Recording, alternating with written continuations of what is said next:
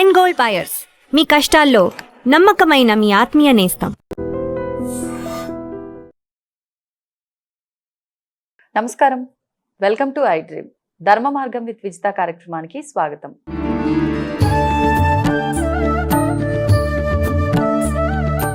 నమస్కారం అండి. శ్రీమాత్రే నమః.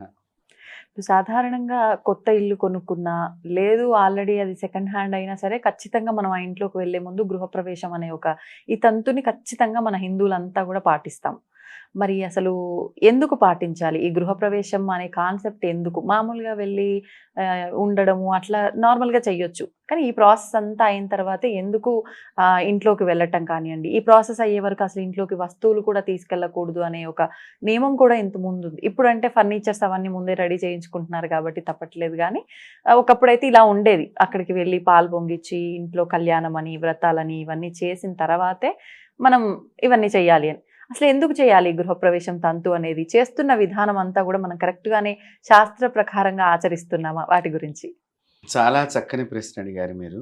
భగవంతుడు ఏ విధంగా అయితే ఒక ప్రదేశాన్ని మనది అని మనం ఎంచుకుంటామో, ఆ ప్రదేశానికి ఏ విధంగా అయితే శుద్ధి చేయాలనేటువంటి కార్యక్రమాన్ని, వేద పద్ధతిని తెలియచేశారో, ఆ పద్ధతి ప్రకారంగా ఈ రోజుల్లో కొంత తక్కువగా జరుగుతోంది అని అనుకోవచ్చు గృహప్రవేశ తంతు కార్యక్రమాలను. ఇప్పుడు ఈ గృహప్రవేశంలో కూడా చాలా రకరకాలుగా పద్ధతులు, మనం ప్రాంత ఆచారాలు కొన్ని చూస్తూ ఉంటాం. తెలంగాణ ప్రాంతంలో ఇంటి కళ్యాణం చేయకుండా గృహప్రవేశం ముగించరు. అవును. అదే ఆంధ్ర ప్రాంతంలోకి వెడితే ఇంటి కళ్యాణం అనేది ఉండదు. సత్యనారాయణ స్వామి వ్రతంతోనే అక్కడ గృహప్రవేశ కార్యక్రమాన్ని ముగిస్తారు. మన తెలంగాణ ప్రాంతంలోకి వచ్చేసరికి చక్కగా ఒక రావి చెట్టుకి, వేప చెట్టుకి మనం 2 కొమ్మలు తెచ్చుకున్నాం, లేకపోతే 2 చిన్న చెట్లు తెచ్చుకున్నాం, మనం ఇంటి కళ్యాణం లాగా. అంటే ఇంట్లో మొట్టమొదటి శుభ కార్యక్రమంగా కళ్యాణం అనేటువంటిది అనే భావంతో మన తెలంగాణ ప్రాంతంలో జరుగుతూ ఉంటుంది.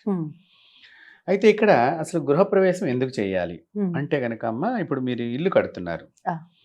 ఇల్లు కట్టాలంటే ఒక భూమి కావాలి. ఈ భూమిని పరిశీలన చేయమని శాస్త్రం చాలా రకాలైనటువంటి విషయాలు చెప్పింది. అంటే శంకుస్థాపన దగ్గర నుంచే ఆ స్థలాన్ని అనేక రకాలైనటువంటి దోషాల నివృత్తి చేసేటువంటి భాగంగా చెప్పింది శాస్త్రం. అంటే ఒక్కొక్క ప్రాసెస్ కూడా దోష నివృత్తి మార్గానికి సంబంధించింది. ఇప్పుడు మనం ఒక శంకుస్థాపన దగ్గర నుంచి నేను చెప్తాను ఈ గృహప్రవేశంలో భాగంగా. ఇప్పుడు మనం ఇండిపెండెంట్ ఇల్లు కట్టుకుందాం అనుకుంటున్నాం. ఒక స్థలం చూసాం, మాది ఒక 100 గజాలు ఉందండి, మేము ఇల్లు కట్టుకోవాలి, పలానా ముహూర్తం మనం అడుగుతాం. అయితే దీనికంటే ముందరగానే పూర్వకాలంలో ఉపాసనా పరులను కొంతమంది తీసుకెళ్లేవాళ్ళు ఆ స్థలం దగ్గరికి.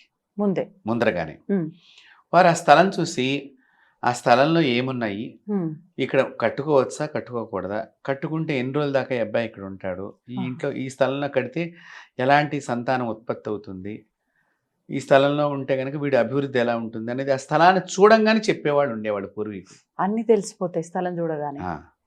ఇప్పుడు కూడా కొంతమంది చెప్పేవాళ్ళు ఉన్నారు. అలాంటి విషయాల్లో మేము కూడా అప్పుడప్పుడు మమ్మల్ని పరిశీలనగా పట్టుకెళ్ళినప్పుడు మేము కూడా చెప్తూ ఉంటాం. దీనిలో కొన్ని మార్గాలు కూడా వాళ్ళు చెప్పారు. ఏంటంటే ఒక గొయ్యి తీసి పెట్టాలమ్మా ఆ స్థలంలో, ఆ గొయ్యి నిండా నీళ్లు నింపటం, అదొక పద్ధతి చెప్పారు. దాని ద్వారా ఆ స్థలం యొక్క బలాన్ని తెలుసుకోవటం. ఓకే, ఎలా తెలుస్తుంది? ఆ ప్రాసెస్ ఏముంటుంది నెక్స్ట్? వాళ్ళకి కొన్ని కాంట్రాక్ట్స్ వస్తూ ఉంటాయి దాన్ని బట్టి. ఆ విజ్ఞానం అది. అంటే మామూలుగా మీకు జస్ట్ అక్కడ జరిగే ప్రక్రియల్లో భాగంగా కొన్ని చెప్తున్నాను. కొంతమంది ఏం చేస్తారంటే నవధాన్యాలు పట్టుకెళ్తారు, పట్టుకెళ్ళి మంత్రించి చల్లుతారు. చల్లిన కాడి నుంచి రోజు వెళ్ళి అబ్జర్వ్ చేయమని చెప్తారు. అబ్జర్వ్ చేసిన తర్వాత మామూలుగా అప్పటిదాకా ఖాళీగా ఉందనుకోండి, ఆ నవధాన్యాల యొక్క చెట్లు వచ్చే దాన్ని బట్టి ఫలితం చెప్పేవాళ్ళు ఉన్నారు. ఎన్ని రోజులకు వచ్చింది ఆ చెట్టు, పైకి భూమిలోంచి పైకి ఎప్పుడు వచ్చింది, దాన్ని బట్టి కూడా చెప్పేవాళ్ళు ఉన్నారు. తర్వాత కొబ్బరికాయని తీసుకుని వెళ్ళి ఆ స్థలం మీద నిలబడి ఆ స్థలంలో శక్తిని పరిశీలన చేసేవాళ్ళు ఉన్నారు. మనకి తెలంగాణ ప్రాంతంలో నీళ్లు పడతాయా లేదనేది కూడా కొబ్బరికాయ బోర్ వేసే ముందర కూడా కొంతమంది చూస్తారు. అలాగే స్థలాన్ని కూడా పరిశీలన చేయవచ్చు.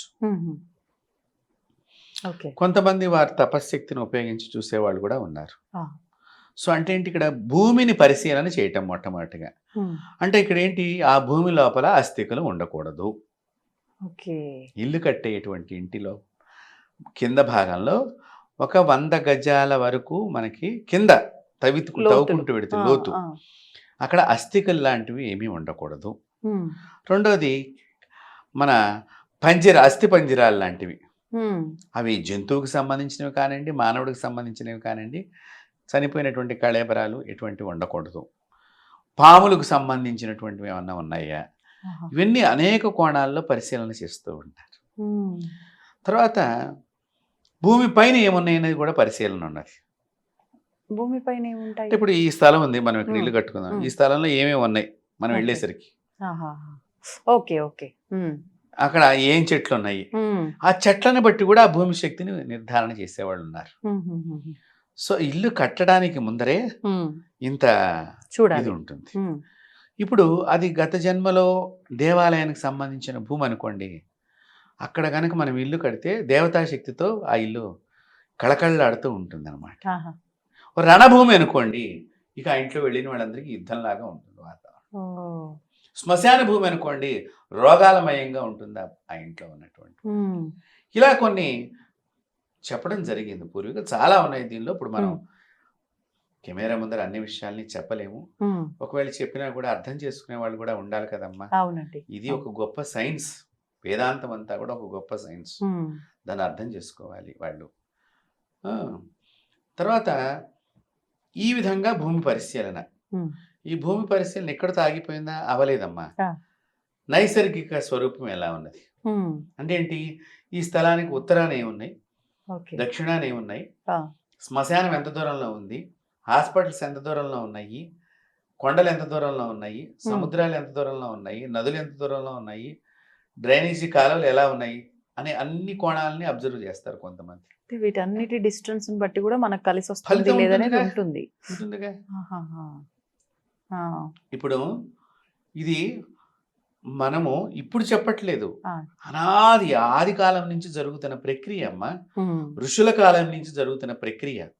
ఈ ఋషుల కాలం నుంచి జరుగుతున్న ప్రక్రియనే ఇప్పుడు మీరు ముంబైలో మీరు ఇల్లు కట్టుకుని ఉన్నారనుకోండి, దాని ఆయుష్ 20 years అని చెప్తారు. ఎందుకనండి? ఎందుకంటే సముద్రానికి దగ్గరగా ఉన్నది. Okay okay. సో లోపల ఉండేటువంటి ఐరన్ రాడ్స్ కి తుప్పు పట్టే లక్షణం వస్తుంది. Okay okay. సో పిల్లర్స్ గట్టిగా ఉండవు, అంటే స్ట్రాంగ్ ఐరన్ రాడ్స్, ఎక్కువ కాలం ఉండే ఐరన్ రాడ్స్ వేస్తారు. అది ఇప్పుడు మేము కనిపెట్టామని వీళ్ళు చెప్తారు. వీళ్ళు కనిపెట్ట క్రితం కూడా మన ఋషులు ఎప్పుడూనే కనిపెట్టారు, ఎక్కడెక్కడ ఉండాలి, ఎక్కడెక్కడ ఉండకూడదు, ఏ సందర్భాల్లో ఉండాలి, ఏ విధంగా ఉండాలి. ఇది తెలియక వీళ్ళు మాట్లాడే మాటలు. అంతెందుకు, మనకి హంపి విజయనగర సామ్రాజ్యం, కృష్ణదేవరాయల సామ్రాజ్యం, ఆ సామ్రాజ్యం పుట్టేటువంటి స్థితిలో అక్కడ ఒక శంకరాచార్యుల వారు జపం చేసుకుంటున్నారమ్మా. ఆది శంకరాచార్యుల వారి దగ్గర నుంచి లెక్క పెడితే ఆయన 11వ ఆయన. అదే సురేశ్వరాచార్యుల వారి దగ్గర నుంచి లెక్క పెడితే 10వ వారు, పీఠాధిపతి వారు. వారి పేరే విద్యారణ్య మహాస్వామి.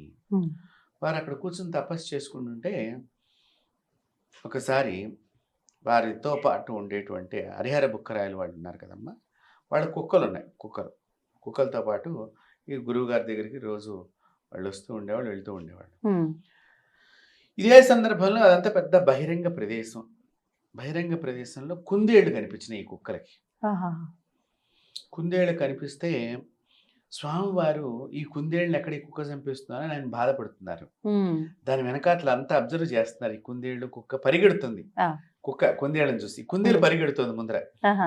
కొంత దూరం వెళ్ళిన తర్వాత ఈ కుందేలు కుక్క మీద రివర్స్ అయింది. చూసారా? అదే కదా, కుక్క మీద పోట్లాడటానికి వచ్చింది. ఇప్పుడు ఎవరి బలం పెరిగిందంటారు? కుందేలు బలమే పెరిగింది. అప్పుడు ఆ గురుగారు అక్కడి నుంచి వచ్చి ఈ ప్లేస్ లో నిలబడి జపం చేస్తే ఇక్కడ హిందూ సామ్రాజ్యాన్ని కడితే ఎక్కువ కాలం బతికి ఉంటుంది అని అక్కడ హరిహర బుక్కరాయల చేత శంకుస్థాపన చేయించి ఆయన రాజ్య నిర్మాణం చేశారు. భూమిలో బలాన్ని, భూమిలో శక్తిని అలా తెలుసు. ఇప్పటికీ కూడా అక్కడ హంపి కట్టడాలు మీకు ఉన్నాయి. అవును ఈ రోజు కూడా. ఉన్నాయి ఉన్నాయి అవును. మరి ఇది ఎప్పుడు చరిత్రమా జరిగిన చరిత్ర? నేను ఆదిశంకరాచార్య వారి దగ్గర నుంచి లెక్క పెడితే 11వ పీఠాధిపతి అని చెప్పాను. అవును అవును. ఆయన దగ్గర జరిగిన చరిత్ర ఉమ్. ఇప్పటిదాకా ఎలా ఉన్నది అక్కడ కట్టడం అక్కడ? అది ఒక కట్టడాన్ని మనం ఇప్పటిదాకా నుంచోపెట్టగలిగింది అనేదే వాస్తు. అవును. ఈ వాస్తులో ఇంటి నిర్మాణం ఎలా చేయాలి, ఉమ్. రాజ్య నిర్మాణం, గ్రామ నిర్మాణం, శ్మశానం ఎక్కడ ఉండాలి, వైద్యశాల ఎక్కడ ఉండాలి, దీనికి అన్ని శాస్త్రంలో చెప్పారు. ఉమ్. వైద్యశాలకు కావాల్సినటువంటి వసతులు, ఆ. వైద్యశాలలో ఏం కావాలంటే అని మీరు అడగచ్చు ఇప్పుడు నన్ను, ఉమ్. లేకపోతే ఇప్పుడు వినేటువంటి వీక్షకులు కూడా అడగచ్చు, ఆ వైద్యశాల హాస్పిటల్ అని. అట్లా పూర్వం అలా చెప్పలేదు. ఆ. ప్రకృతి నుంచి వచ్చే మంచి గాలి తగిలేటట్టుగా వైద్యశాల ఉండాలి. సూర్యకిరణాలు, చంద్రకిరణాలు లోపలికి ప్రవేశించే విధానంగా హాస్పిటల్ నిర్మాణం ఉండాలి. ఉమ్. చూడండి, మరి ఇప్పుడు కట్టే హాస్పిటల్స్ అన్నీ అలా ఉన్నాయి. అందుకని వాళ్ళు ఏం చేస్తున్నారు, మీరు పిల్లవాడు పుడితే ఓ లైటింగ్ కింద పెడుతున్నారు, యూవీ లైట్స్ కింద. అదే మనం గనక సూర్యుడి కింద పెడితే సూర్యరశ్మి తగులుతుంటే ఈ పిల్లవాడికి అది అవసరం లేదుగా. అవును. అప్పట్లో పిల్లల్ని ప్రతిరోజు 10 నిమిషాలు ఎండలో పెట్టేవారు 3 నెలల వరకు. పచ్చకామెర్లు లేకుండా పిల్లలకి.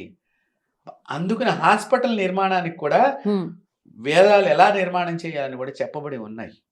రాజ్యం ఎలా నిర్మాణం చేయాలి, రాజ్యం లోపల రాజుగారి ఇల్లు ఎలా నిర్మాణం చేయాలి, రాజధాని ఎలా నిర్మాణం చేయాలి. ఆ బిల్డింగ్కి మళ్ళీ మనకి భూకంపాలు వచ్చినా, సునామీలు లాంటివి వచ్చినా, ఇలాంటివి నుంచి ఆ రాజుగారికి ఎటువంటి ఇబ్బంది కలగకుండా ఆయన కోటరీ అలా నిర్మాణం అయ్యి ఉండేదమ్మా. ఇది ఈ విధంగా వాస్తుశాస్త్రం అనేది ఈ విధంగా ఎన్నో కోణాలు చెప్పబడింది. ఇప్పుడు మనం తెలియకుండా ఏదో ఆ వాస్తు లేదు, ఈ వాస్తు లేదని మాట మాట్లాడుతున్నాం, కానీ ఇవన్నీ చాలా తప్పు. అక్కడ శక్తిని, పాజిటివ్ ఎనర్జీని, దేవతా శక్తిని ఎక్కువ కాలం నింపే ప్రయోగమే ఈ వాస్తు శాస్త్రము. అందులో ఒకళ్ళు వచ్చి వాస్తు లేదండి, వాస్తు ఎక్కడుంది నాకు చూపించండి, అవి చూపించండి, దేనికైనా చర్చకు రెడీ అని కొంతమంది మాట్లాడుతూ ఉంటారు. నీతో మాట్లాడాలో మాట్లాడకూడదు మాలాంటి వాళ్ళకి తెలిసి మాట్లాడవు, అంతే. కాబట్టి ఎవరు రానంత మాత్రం నువ్వు గొప్పవాడివి కావు. వచ్చిన వాడు వస్తే అప్పుడు వితండ వాదం అవుతుంది ఇద్దరి మధ్య. ఆ వాదం అనేది ఉండకూడదని యువతల వాళ్ళు మాట్లాడటం లేదు, రాకుండా. అర్థం. దానివల్ల విమర్శలకు లోనవుతాం. నువ్వు లోనవుతావు, నేను లోనవుతాను, అనవసరమైన చర్చ వలన. శాస్త్రం పూర్వీకులు చెప్పారు కాబట్టి ఆ విధంగా మనం పాటించాలి. ఆ విధంగా మీరు అడిగినట్టుగా ఇప్పుడు గృహప్రవేశం చేయాలి. అందుకనే భూమి దగ్గర నుంచి మొదలెట్టాలి. ఇది కూడా తెలుసుకోవాలి మన వీక్షకులు అని. గృహప్రవేశం మనం దానికి ఒక మంచి ముహూర్తం, శంకుస్థాపన ఇవన్నీ చేసుకుని అక్కడ ఇంటి నిర్మాణం అయిన తర్వాత కూడా ఆ ఇంటి లోపలికి వెళ్ళటానికి ఒక పవిత్రమైన ముహూర్తం ఎందుకు కావాలండి? కింద శంకుస్థాపన దగ్గర మంచి ముహూర్తం పెట్టాం కదా, ఇప్పుడు అవసరం లేదు కదా అని అంటారు అందరూ కూడా. ఇక్కడే మీరు తప్పుని అర్థంగా చేసుకుంటున్నారు శాస్త్రాన్ని తప్పుగా. ఏమిటి? మీరు ఇటుకల నిర్మాణం జరుగుతోంది, మీ చేత్తో జరుగుతోందా? లేదు, ఎక్కడో జరుగుతున్నాయి. ఆ ఇటుకల లోపల అస్థికలు ఉండవని మీకు నమ్మకం ఉన్నదా? ఇసుక వస్తుంది, ఇసుకలో ఎముకలు లేకుండా ఉంటాయా? జల్లెడ ఎందుకు పడుతున్నారు? అవి మీ ఇంటి దాకా వచ్చినాయా? మీ స్థలం దాకా వచ్చిందా? అంటే శక్తి, బ్యాడ్ ఎనర్జీ అనేది ఇంటి దాకా వచ్చిందా లేదా? అంటే ఎముకల్లో కూడా శక్తి ఉంటుంది. ఎందుకు ఉండదమ్మా? ఎంతకాలం వరకు ఉంటుంది? ఎంతకాలమైనా ఉంటుంది. మన పాపం ఉండేది ఎముకల్లో. అందుకనే అవి నీళ్ళలో వేసి చివరికి ఆ పాపాన్ని కడుక్కోవాలి. అందుకని చనిపోయిన తర్వాత 3వ రోజు అయిపోయిన తర్వాత ఎముకలు తీసి 5వ రోజు తీసుకెళ్ళి పుణ్యక్షేత్రాల నదీ ప్రాంతంలో వాటికి మొత్తం సంస్కారం చేస్తాం. అంటే ఏంటి? మనిషి పాపం లేకుండా ఆ నదిలో మొత్తం పుణ్యం సంపాదించుకోవాలి చచ్చిపోయిన మనిషి. అంటే చనిపోయిన వాడికి పాపం తీయటానికి వేదము చివరిలో చివరిలో చివరిలో చివరిలో ఎక్కడి దాకా వెళ్ళిందంటే అస్థిక నిమజ్జనం. అస్థిక లోపల కూడా పాపం ఉండకూడదు. కొన్ని మిగిలిపోతాయి కదా కాలిపోకుండా, ఆ వాటిల్లో కూడా పాపం ఉండకూడదు. అది ఇక్కడ, అది టెక్నాలజీ అంటే. వేద ఋషుల ఆలోచన టెక్నాలజీ. వాడి ఎముక లోపల కూడా వాడి దోషం లేకుండా చేసేయాలి, అంత గొప్పగా వాడిని మంచిగా మనం మార్చాలన్నట్టుగా. అది కాబట్టి ఇక్కడ ఈ విధంగా వస్తాయి. రెండోది, మీరు గమనించారో లేదో, ఇప్పుడు ఇసుక గుట్ట దగ్గర, ఇటుకల గుట్ట దగ్గర పాములు తిరుగుతూ ఉంటాయి. ఈ పాములు కోసం విడుస్తాయి. ఒక్కోసారి కలయిక జరుగుతుంది, కొన్ని వాటిని నట్టి పెట్టుకుని ఉంటాయి. ఏం కాదురా కట్రా అంటాడు పనోడు. తర్వాత పని వాళ్ళు నియమంగా కడుతున్నారా? వాళ్ళకి మైలు వచ్చినా కూడా పని చేస్తారు, వచ్చి చావు మైలు వచ్చినా కూడా పని చేస్తారు. నెలసరి మైలు ఉన్న ఆడవాళ్ళు పనిచేస్తున్నారు. ఇప్పుడు మైలుతో నిర్మాణం అయిందా లేదా? మైలుతో నిర్మాణం అయింది.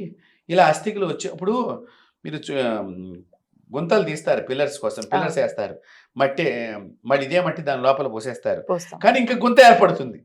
మళ్ళీ అప్పుడు బయట నుంచి మట్టిని తీసుకొచ్చి పోస్తున్నారుగా. ఈ మట్టి వేసే దానిలో ప్లాస్టిక్ కవర్లు ఉన్నాయా లేవా? ఉంటాయి.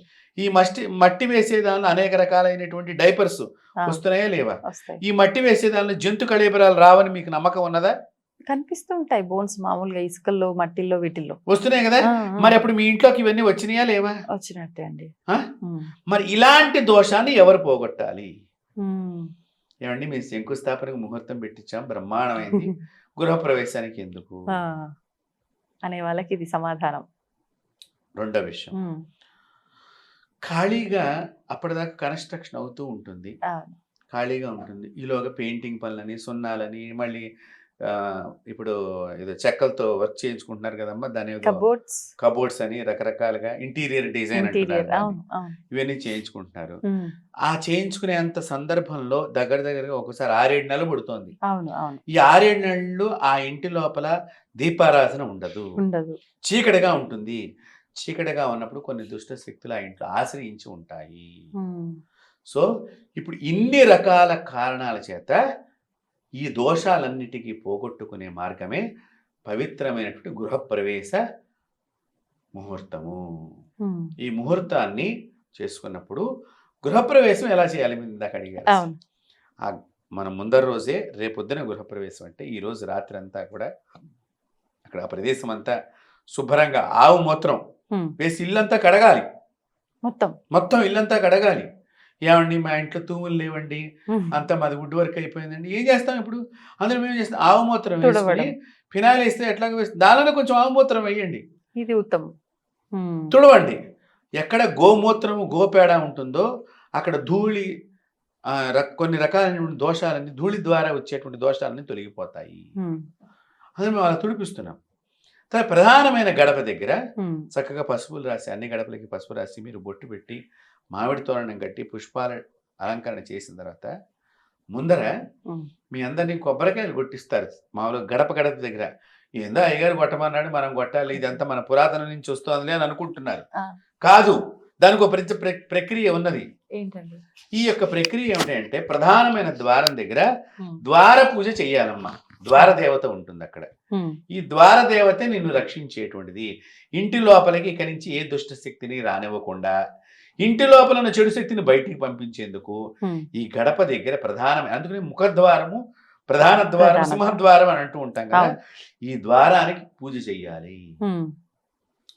పూజ అంతా గణపతి పూజ చేయాలి అక్కడే. ఇప్పుడు ఎవరు చేయటం లేదు, మామూలుగా అక్కడ గుమ్మడికాయ కొట్టేస్తున్నారు, లోపలికి ముహూర్తం అయిపోయింది, టైం అయిపోయింది, మనం లోపలికి వెళ్ళిపోయి. అది కాదు, ముహూర్తానికి ముందరగా గంట ముందర పూజ ప్రారంభం కావాలి. అక్కడ ఆ ద్వారం దగ్గర పూజ అవ్వాలి, గణపతి పూజ అవ్వాలి, కలస పూజ అవ్వాలి, మీ సంకల్పంతో ద్వారదేవతకి పూజ చెయ్యాలి. పూజ చేసిన తర్వాత ఆ ముహూర్తానికి ముందరగా నారీకేళ నీంబూపల కూష్మాండ బలిం సమర్పయామి నమస్వాహ అని మంత్రం చెప్పించి మీ చేత నీళ్లు వదిలిచ్చినప్పుడు ఆ ద్వారదేవతకి నిమ్మకాయతో, కొబ్బరికాయతో, కూష్మాండంతో ఆహారాన్ని ఇచ్చినప్పుడు అక్కడ ఆ ద్వారం దగ్గర కాళీదేవత మీ ఇంటి లోపలికి ఎటువంటి చెడ్డ శక్తిని రాకుండా కూర్చోబెడుతుంది, కూర్చుని ఉంటుంది యజమానిని రక్షించటానికి. ఇక్కడే ప్రారంభమవుతుంది కుటుంబ రక్షణ. ఎస్, ఇది నేను చెప్తున్న మాట కాదమ్మా. ఈ రోజుకు కూడా మన పూరి వెళ్ళినప్పుడు శ్రీకృష్ణుని యొక్క దేవాలయానికి ఆ ద్వారం కింద, మీరు పైన ద్వారం మీద దేవాలయాలు మీరు వెళ్ళినప్పుడు గజలక్ష్మీదేవి సింబల్ చూసుంటారు, కానీ ద్వారం కింద కూడా ఆవిడ కాళీదేవత ఉన్నది. గర్భాలయానికి లోపలికి అడుగుపెట్టుకుని కాళీ ఆవిడ 2 కాళ్ళని నిగ్గబెట్టుకుని ఇలా చూస్తూ ఉంటుంది, నా కృష్ణుడిని ఎవరు ఏం చేయకుండా ఉండాలి అన్నట్టుగా. ద్వారదేవత ఆవిడ కాళీదేవత. సో ఆ కాళీ పూజ అక్కడ చేసిన తర్వాత లోపల నవధాన్యాలు వేయటము. అంటే అక్కడ ఉండేటువంటి ఏవైనా ఉంటే శక్తులు బయటికి వెళ్ళిపోండి, ఇవి ఆహారం కింద మీకు ఇస్తున్నాం. నవగ్రహాల ద్వారా ఇక నుంచి ఇది దేవతా నిలయంగా మార్చండి. ఎంత తాంతర్యం ఉందో చూడండి. ఏదో వేసేస్తాం మామూలుగా. కాదు, సర్వదేవతల్ని మీరు ఆహ్వానం ఆహ్వానం పలుకుతున్నారు ధాన్యాల ద్వారా అక్కడ. ఆ, తర్వాత మీరేం చేస్తారు, ఇంకో గడప దగ్గరికి వెళ్తారు. ఆ ద్వారం దగ్గర కూడా ఒక దేవత ఉంటుంది. ఉమ్, ఉపద్వారాలు ఇవన్నీ కూడా లోపల. అవును. ఇలా అన్ని ద్వారాల దగ్గర ఈ కొబ్బరికాయ నిమ్మకాయ చేయించిన తర్వాత ఈ విధంగా గృహప్రవేశం మనం లోపలికి చెయ్యాలి. ఉమ్, చేసిన తర్వాత అక్కడ పుణ్యావచన గణపతి పూజ, మళ్ళీ లోపల గణపతి పూజ వేరు, అవును. ద్వారం దగ్గర గణపతి పూజ వేరు, లోపల గణపతి పూజ వేరు. ఉమ్, లోపల గణపతి పూజ చేసుకుని పుణ్యావచనం చేస్తాం. ఆ, ఈ పుణ్యావచనం అంటే ఏంటి, ఇప్పటిదాకా ఈ ఇంట్లో ఏదైనా మైలు దోషం ఉన్నా, ఉమ్, మైలు ద్వారా జరిగిన, ఉమ్, ఇంక రకరకాలుగా ఏదైనా తొక్కుడు దోషాలు ఇబ్బంది, ఏమైనా వచ్చినా అలాంటి సమస్తమైనటువంటి దోషాల్ని ఈ పుణ్యావచనం జలం ద్వారా ఆ ఇంటిని శుద్ధి చేయటం. ఉమ్, ఇల్లు శుద్ధి అయిన తర్వాత అప్పుడు నవగ్రహ పూజ, ఉమ్, వాస్తు పూజ, తర్వాత హోమాలు, అవును. సత్యనారాయణ స్వామి వ్రతము, ఇంటి కళ్యాణము, ఉమ్. ఇవన్నీ చేసుకుని మనం భోజనం పెడతాం. ఆ. ఇది పద్ధతి. ఇప్పుడు ఎక్కువగా తెల్లవారుజామునే గృహప్రవేశాలు జరుగుతూ ఉంటాయి చీకటితోనే. ఎందుకని అంటే ఆ సమయంలో చేస్తేనే బలం ఎక్కువగా ఉంటుందా? అంటే మన పేరు మీద ముహూర్తాన్ని బట్టి మనం చెయ్యాలమ్మా. ఓకే. మన నక్షత్రాలు కానీ, భార్యాభర్తలు ఇద్దరు జన్మ నక్షత్రాలు ఇచ్చా కానీ, నామ నక్షత్రాలు ఇచ్చా కానీ, ఉమ్, ముహూర్తం ఎప్పుడు వస్తే అప్పుడు గృహప్రవేశం చేయటం అనేది మనకు ఆనవాయితీ ఓకే. మొదటి నుంచి కూడా. అది సహజంగా తెల్లవారుజామునే వస్తే బాగుంటుంది. అంటే దీనిలో ఏంటంటే తెల్లవారుజాము నుంచి స్టార్ట్ చేసామనుకోండి, భోజనం టయానికి వ్రతం అయిపోతుంది. చిన్న స్వార్థం కూడా ఉంది ఇక్కడ. చక్కగా అందరూ భోజనం చేసి అదే రోజు పెడతారు అవును, అన్నట్టుగా అవును. ఒకటి. ఉమ్, ఏదేమైనట్టుగా మీ పేరు మీద ముహూర్తం చూసుకుని అది ఏ టైంలో వస్తే ఆ టైంలోనే గృహప్రవేశం చెయ్యాలి. ఓకే. దాని గురించి తెల్లవారిని పెట్టించుకోవాలని ఎక్కడా లేదు. ఏమీ లేదు. ఉమ్, బలమైన ముహూర్తం, పంచకరహితమైనటువంటి ముహూర్తం. ఉమ్, మీరు ఇంట్లోకి వెళ్ళిన తర్వాత అగ్ని ప్రమాదం జరగకూడదు. మీరు ఇంట్లోకి వెళ్ళిన తర్వాత సావు ఉండకూడదు. వెంటనే జరగకూడదు వార్త. ఏదో 70 ఏళ్ళకి జరిగింది అనుకోండి, అది వయసు రీత్యా జరిగేది. అవును. వెళ్ళంగానే చావు వార్త రాకూడదు, ఉమ్, వార్త కూడా రాకూడదు. ఓకే. ఓకే. అవును. తర్వాత అగ్ని పంచకం అంటే ప్రమాదం జరగటం అగ్ని ద్వారా. ఉమ్, అలాగే చోర పంచకం అంటే దొంగలు పట్టడం ఆ, ఇంట్లో లోపల. అలాగే మృత్యు పంచకం అంటే చావు రావటం. ఉమ్, అలాగే రాజపంచకం అంటే ఉద్యోగం పోవడం ఆ ఇంట్లో పోగానే. ఓహో. ఇలా 5 రకాలైనటువంటి దోషాలన్నింటినీ నివృత్తి చేసేటువంటి ముహూర్తాన్ని నిర్ధారణ చేసుకుని మీ గురువుని ఆశ్రయించి గురువు గారిని పిలుచుకుని చక్కగా వారికి కూడా ఈ గృహప్రవేశ సమయంలో గురువు గారికి పాద పూజ చేసి వారి ఆశీస్సులు తీసుకున్నప్పుడు ఆ గురువు ఆశీస్సుల ద్వారా సర్వదేవతా నిలయం అయినప్పుడు మాత్రమే ఉమ్, ఇంటి లోపలికి సామగ్రి తీసుకువెళ్ళాలి. ఉమ్, మళ్ళీ తీసుకెళ్లేటప్పుడు కూడానమ్మా Hmm. ఇక్కడ మనం మొట్టమొదటి పూజా ద్రవ్యాలే తీసుకెళ్ళాలి. అవును. ఆవు పిడకలు పట్టుకెళ్ళచ్చు, ఆవు మూత్రం పట్టుకెళ్ళచ్చు లోపలికి, ఉమ్, తర్వాత నవధాన్యాలు పట్టుకెళ్ళచ్చు, తర్వాత పాలు పెరుగు పూలు పళ్ళు అన్నీ పట్టుకెళ్ళచ్చు. కానీ గ్యాస్ పొయ్యి, గ్యాస్ సిలిండరు ఇట్లా అగ్ని సంబంధమైనవి లేటుగా పట్టుకెళ్ళాలి. ఉమ్, పుల్లలు కూడా లేటుగా ఇవన్నీ ముందర పంపించిన తర్వాత అవి ఎప్పుడు లాస్ట్లో పట్టుకెళ్ళాలి. ఓకే. ఓకే. ఆ, చాలా మంది ఏంటి అన్ని ఒకేసారి పట్టుకెళ్ళిపోయి అట్లా తీసుకెళ్ళాలి. పట్టుకెళ్ళకూడదు. ఉమ్, అంటే పాలు పెరుగు పూలు పళ్ళు నెయ్యి ఈ ధాన్యము ఇవన్నీ గృహంలో అంటే ఆ మాదిరిగా ఎప్పుడు పాలు పొంగే ఇల్లులాగా ఉండాలి. 10 మంది భోజనం చేసే ధాన్యం పెరగాలంటే 10 మంది భోజనం చేస్తూ ఉండాలి. అవును. పూలు పళ్ళు అంటే ముత్తైదులు వచ్చే ఇల్లుగా ఉండాలి. అంటే Hmm. సుమంగళిగా ఇల్లాలు ఉండాలి. ఉండాలి. ఉమ్, ఇవి తర్వాత లాస్ట్లో పుల్లలు పట్టుకెళ్తారు. Ah. హోమం పుల్లలు అయినప్పటికీ కూడా చివరి భాగంలో అగ్ని కానీ ఏదైనా చివరి భాగంలో పట్టుకెళ్ళాలి. ఉమ్. ఇప్పుడు సంవత్సరం లోపు కూడా కొత్తగా గృహప్రవేశం చేసి మళ్ళీ ఆ ఏడాది తిరిగే లోపు కొన్ని నియమాలు పాటించాలంటారు. అలాంటి నియమాలు ఏమున్నాయి? అంటే చాలా మందికి ఇక్కడ ఒక విషయం చెప్పాలనుకుంటున్నానమ్మా. ఇప్పుడు మీరు అడిగిన దాని గురించి ఏమంటే శంకుస్థాపన అయిన సంవత్సరం లోపే ఇల్లు ఆ, గృహప్రవేశం అయిపోవాలి అనేది ఎక్కడా లేదు శాస్త్రంలో. అవునా? అవును, ఆ, కానీ చాలా మంది చాలా మంది అలా sentiment గా- చేస్తూ ఉంటారు. అవును. దానికి మన వాళ్ళు చెప్పినట్టంటే లేట్ అయిన కొద్దిగా గబుకుని ఏదైనా చెడ్డ వార్త విన్నాం అనుకోండి. ఉమ్, ఇప్పుడు నేను ఇల్లు కట్టుకున్నాను, లేట్ అయింది అనుకోండి, మా నాన్నగారు ఏమైనా పెద్ద వయసు ఉన్నవాడు అనుకోండి, గబుకుని పోతే ఆ సంవత్సరం గృహప్రవేశం చేయకూడదు. ఓకే. ఓకే. సో ఇలాంటివి ఏమైనా ఉంటే కనుక తొందరగా కానిచ్చుకుంటారా. ఉమ్, లేట్ అయిన కొద్దిగా ఏమవుతుంది, అప్పుల భారం పెరగచ్చు. పెరగచ్చు. పనివాడు ఇప్పుడు మనకి లేట్ ఎందుకు అవుతుంది, ఉమ్, డబ్బు సమృద్ధిగా లేనప్పుడు. అవును. మీకు అంతే కదమ్మా, అవును. అవునండి. లోన్ సరిగ్గా రానప్పుడు, ఉమ్, లేకపోతే ఇంకా డెకరేషన్ అని మనం బాగా అప్పులు చేసి ఉమ్, ఇల్లంతా ఇంటీరియర్ తర్వాత మన ఆ ఇల్లు నమ్మేసుకుంటున్నారు. ఇప్పుడు అవును. అవును. వాస్తవం. అప్పులు పెరిగి ఉమ్, అదేమంటే ముహూర్తం బాగుండలేదు, ఆ పూజారి సరిగ్గా చేయలేదు, ఉమ్, మనం చేసే వాటికి కూడా పక్క వాళ్ళని అంటాం. బ్లేమ్ చేయడంలో ముందుంటాం. అది కాబట్టి ఇక్కడ ఎప్పుడు సంవత్సరం లోపే తొందరగా చేసుకోండి అంటే అంతరార్థం అది, అంతే తప్ప అలా చేయమని ఎక్కడా లేదు. మీరు 2వ సంవత్సరం గృహప్రవేశం చేసుకోవచ్చు, 3వ సంవత్సరం గృహప్రవేశం చేసుకోవచ్చు, కానీ చక్కగా మంచిగా శాస్త్ర ప్రకారంగా చేయించుకోవాలి. అది చేయించుకున్నప్పుడు ఆ ఇంట్లో లక్ష్మీ కళ 1 సంవత్సరం దాకా నిలబడిపోయి ఉంటుంది. దాని ద్వారా మనకి పాజిటివ్ వైబ్రేషన్స్ ఉంటాయి, మనం కూడా మంచి పనులు చేస్తూ ఉంటాం, అది పెరుగుతూ ఉంటుంది ఆ లక్ష్మీ కళ. కాబట్టి ఈ విధంగా నేను చెప్పింది ఏదైతే ఉందో ఆ విధంగా గృహప్రవేశాన్ని చేసుకుని ఇంటి లోపలే అందరూ చేయి కడగాలి అని పూర్వీకులు చెప్పేవాళ్ళు.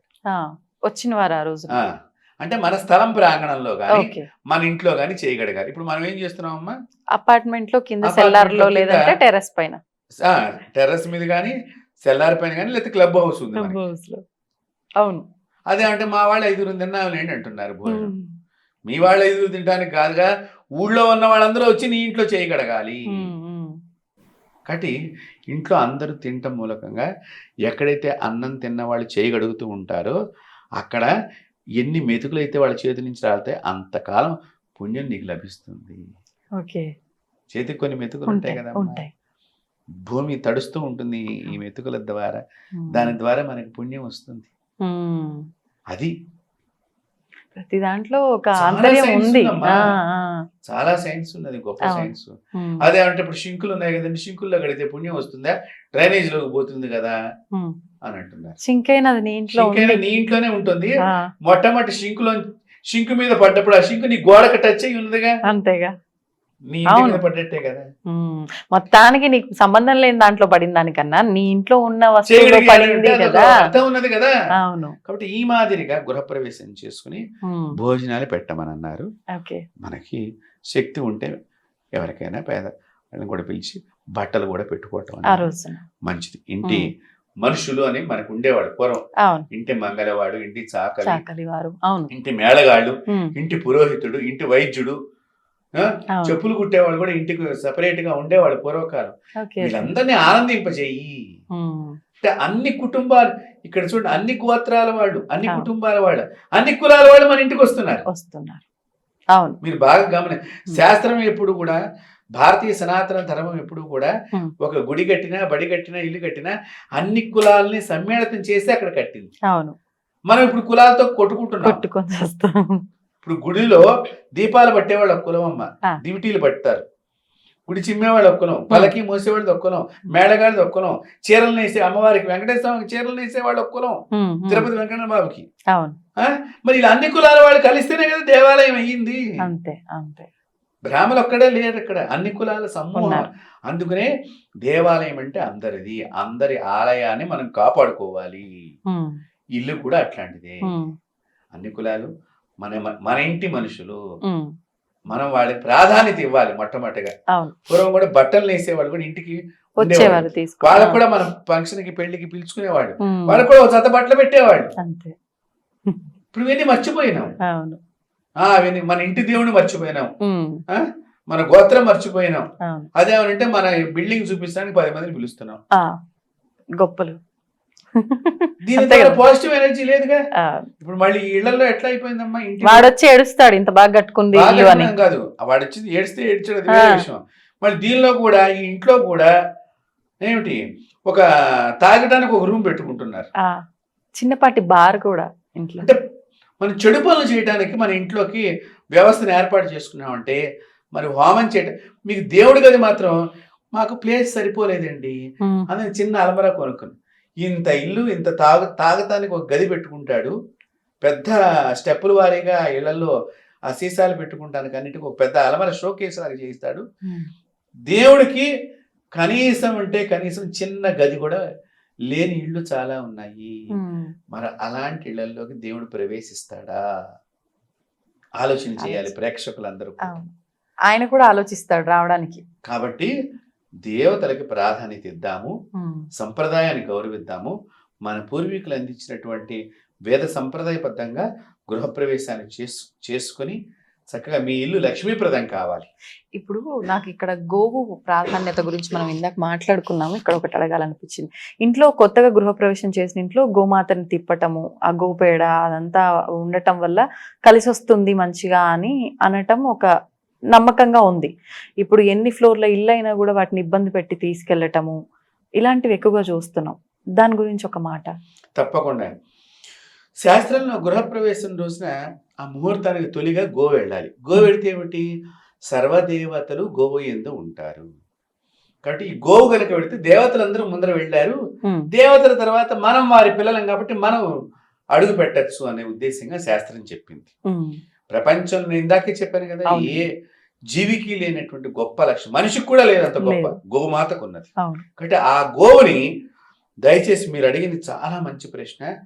4వ అంతస్తు, 5వ అంతస్తు, 10వ అంతస్తు అని దానిని తోలిపిచ్చి ఒక దెబ్బ వేసి తీసుకెళ్తుంటే చాలా బాధగా ఉంటుంది. దయచేసి అలాంటి పనులు చేయకూడదు.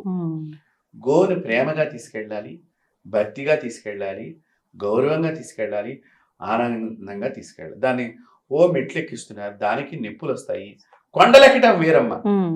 కొండలు ఈ మెట్లు మాదిరిగా ఉండవు.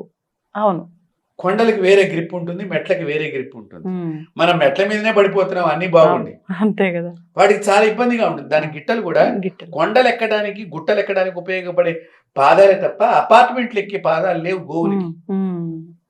లిఫ్ట్ లోనే తీసుకురాకూడదు. గబుకుని మూత్రం చేసింది అనుకోండి, అక్కడ ఓనర్స్ ఒప్పుకోవాలిగా, అందరూ ఒప్పుకోరు. పేడ వేసినా మళ్ళీ మనం కడగాలిగా. అయినా ఇప్పుడు అవి వచ్చేంత పెద్ద లిఫ్ట్లు కూడా పెట్టట్లేదు కదండి, ఇరుకిరుకు. దయచేసి అలా చేయవద్దు. మీరు కావాలంటే మీ ఇంటి కిందకి గోవులు పిలిపించుకోండి, అక్కడ పూజ చేయండి. ఆ పూజ చేసిన సందర్భంలో ఏదైనా మూత్రమో పేడో పడితే అది తీసుకుని మీ ఇంట్లో పెట్టుకోండి. ఆ దేవతా మందిరం దగ్గర అలకండి, కొంచెం సంప్రోక్షణ చేసుకోండి. ఆ విధంగా పాటించండి. మామూలుగా 1వ ఫ్లోర్ దాకా అయితే వెళ్ళగలుగుతుందేమో కానీ మరి ఎక్కువ అంతస్తులు దయచేసి గోమాతను ఇబ్బంది పెట్టవద్దు. చాలా చక్కని ప్రశ్న మీరు అడిగారు విజిత గారు. ఇది అందరూ కూడా తెలుసుకోవాల్సిన విషయం. అంటే ఇప్పుడు నేను చెప్పినటువంటి సంప్రదాయ పద్ధతిగా గృహప్రవేశం మీరు అడిగారు, గృహప్రవేశం ఎలా చేసుకోవాలి అంటే ఈ విధంగా గృహప్రవేశం చేసుకుంటే ఇంటి లోపలికి ఆత్మల ప్రవేశం ఉండదు. ఈ దుష్ట శక్తులు, నెగిటివ్ ఎనర్జీ ఇవన్నీ ఉండవు. అయితే ఇతర దేశాల్లో మనకి ఇలాంటి విధానం లేదు. మన వాళ్ళు ఏదో చేస్తున్న కొంతమంది మనకి ఇక్కడి నుంచి వెళ్ళినటువంటి భారతీయులు కొంత చేస్తున్నప్పటికీ కూడా అన్ని దొరకవు. హోమాలు చేయలేరు. హోమం చేస్తే పొగొస్తే హారన్ మోగుతుంది. పోలీస్ స్టేషన్ నుంచి ఎవడో వస్తున్నాడు, ఫైర్ ఇంజిన్ ఇవన్నీ పట్టుకుని వస్తే పరిస్థితి ఉంది. కానీ ఇలాంటి కొన్ని చేయలేరు. అప్పుడు తొందరగా దుష్ట శక్తులు రావడానికి కూడా అవకాశం ఉంటుంది. అందుకనే ఏ దేశంలో వాళ్ళని ఆ దేశంలో ఉండండి అని వేదం చెప్పింది. ఖండాలు దాటి వెళ్ళవద్దు, ఖండింపబడతారు. అంతే, ఇబ్బందులు పాలవాల్సి వస్తుంది. ఆహారం వేరే దేశంలో దొరకదు కదా. అంతే అండి. ప్లస్ నేను రోజు నిత్యం అనుష్ఠానం చేసుకునే అలవాటు, నిత్యం సంధ్యావందనం చేస్తాము. సంధ్యావందనం చేసే సమయంలో ఎయిర్పోర్ట్ లో నువ్వు ఫ్లైట్ లో ఉంటావు, సంధ్యావందనం చేయలేవు. అవును, వేరే దేశంలో దిగుతావు అప్పుడే తెల్లవారుజామున. నువ్వు బయటికి రావడానికి టైం పడుతుంది, మళ్ళీ స్నానం చేయాలన్నా అక్కడ రకరకాల ఆ రూల్స్ వసతులు కాబట్టి ఇవన్నీ ఇబ్బంది. కాబట్టి ఖండం దాటి వెళ్ళవద్దు. నీ ఖండంలో అయితే నీకు అన్ని కొంత ఏర్పాటు ఉంటుంది. నీ దేశంలో నీకు క్షేమం అన్ని కూడా, నీ ఇంటి దగ్గర నీకు అన్ని దొరుకుతాయి. కాబట్టి ఆ విధంగా పూర్వీకులు ఆలోచన చేసి ఇతర దేశాలు వెళ్ళకపోవడానికి కూడా కారణం అది. కాబట్టి దుష్ట శక్తులు రాకుండా ఉండాలన్నా, దైవశక్తి అభివృద్ధి చెందాలన్నా మీరు గృహప్రవేశం ఎలా చేసుకోవాలి, ఈ విధంగా చేసుకున్నట్లయితే ఇంకా ఇలా గృహప్రవేశం చేసుకుని తామర పుష్పాలతో కనుక ఇంటి లోపల 3 రోజుల పాటు లలితా సహస్రనామ పారాయణ యజ్ఞం చేసుకుంటే శాశ్వతమైన దేవతా శక్తి ఆ ఇంట్లో నిలవ ఉంటుంది. తామర పువ్వులతో దగ్గరగా ఒక 4-5 బస్తాలు తామర పువ్వులతో లలితా సహస్రనామ పారాయణ జపయజ్ఞం అలా కంటిన్యూషన్ గా జరుగుతుంటే ఆ ఇంట్లో దేవతా శక్తి ఉంటుంది. మణిద్వీప వర్ణనాన్ని ఇప్పుడు చదువుతున్నారు. ఆ మణిద్వీప వర్ణంలో ఉన్న దేవతయే లలితాదేవి. ఇప్పుడు మన వాళ్ళ మణిద్వీప వర్ణం చదివితే కొత్త ఇంట్లో మంచిది, ఇల్లు కట్టుకోగలుగుతాం అని చెప్తాం. కానీ లలితాదేవిని ముందర ముఖ్యంగా ఇక్కడ ఈ పుష్పాలతో అర్చన చేస్తే శాశ్వత శక్తి, దేవతా శక్తి, అమ్మవారి శక్తి ఇంట్లో కొలువై ఉంటుంది. ఈ విధంగా మన ఐడ్రీమ్ ద్వారా వీక్షకులందరికీ కూడా గృహప్రవేశం మీరు చక్కని ప్రశ్న అడిగారు, అందరికీ తెలిసి ఉంటుందని నేను అనుకుంటున్నాను. చక్కగా అందరి ఇళ్ళు సౌభాగ్యమైనటువంటి గృహాలు కావాలి, చక్కని పాజిటివ్ ఎనర్జీ కలిగినటువంటి ఇల్లుగా మారాలని చెప్పి మనం కోరుకుందాం. అవునండి. స్వస్తి. నిజంగా అంటే మన ఆచార వ్యవహారాలు కొంతమంది ఆచరిస్తున్నప్పటికీ కొన్ని కనుమరుగైపోతాయేమో అనే భయం కూడా వేస్తుంది. అవును, అలాంటప్పుడే మనం ఇలాంటివి మాట్లాడుకుంటే ఒక్కసారి మళ్ళీ గుర్తు చేసినట్టుగా ఉంటుంది. అవును, అవును. చాలా సంతోషం, చాలా చక్కగా వివరించారు ప్రతి ఒక్కటి కూడా. నేను అడిగింది గృహప్రవేశం మాత్రమే, మీరు శంకుస్థాపన నుంచి కూడా చెప్పారు. అంటే అక్కడి నుంచి కూడా ఎంతవరకు ఏదేది మనకు ప్రాధాన్యం అనేది తెలిసి ఉండాలి. అవును. చాలా సంతోషం అండి, ధన్యవాదాలు. నమస్తే. దీన్ని తవ్వండి, తవ్వుతూనే శివలింగం. సరే దాన్ని అట్లా కప్పేసేయండి, చూపించదండి. Krishna is there. మూర్తి పూజ కాదు, సాక్షాత్ బ్రజేంద్ర నందన భగవాన్ ఉన్నారు మూర్తిలో. ఏమీ ఆశించకుండా ఆరాధించే వాళ్ళు కూడా ఉన్నారా ప్రభుజీ? నిజమైన భక్తి అంటే మనకు తెలియదు కాబట్టి